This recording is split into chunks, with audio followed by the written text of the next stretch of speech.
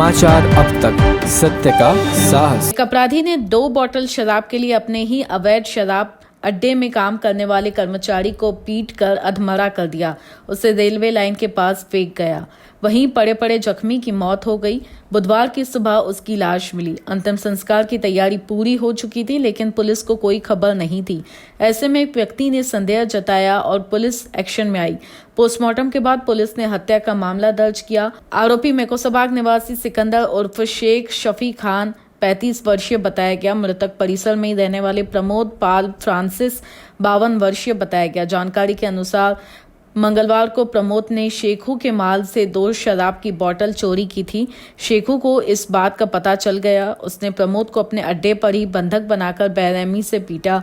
डंडे से उस पर टूट पड़ा। बुरी तरह जख्मी प्रमोद बेहोश हो गया।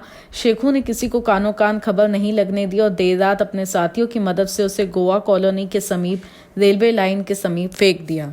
कल पुलिस स्टेशन को जानकारी मिली कि एक प्रमोद जॉन फ्रांसिस करके है, वो पटना मेकोसाबाग ब्रिज के पास जो पटरी है वहाँ पे मृतक स्थिति में पाया गया और उसके घर वाले उसको घर पे लेके गए थे। तो हम लोग वहाँ उसके घर पे गए तो उसकी बहन जो थी उससे बात किया। उससे पूछा गया कि बाबा ये आपको कहाँ मिला, तो उसने कहा कि ये पटरी के पास मरा हुआ मिला हम लोग को, तो हम लोग घर ले क्रियाक्रम के लिए लेके आए।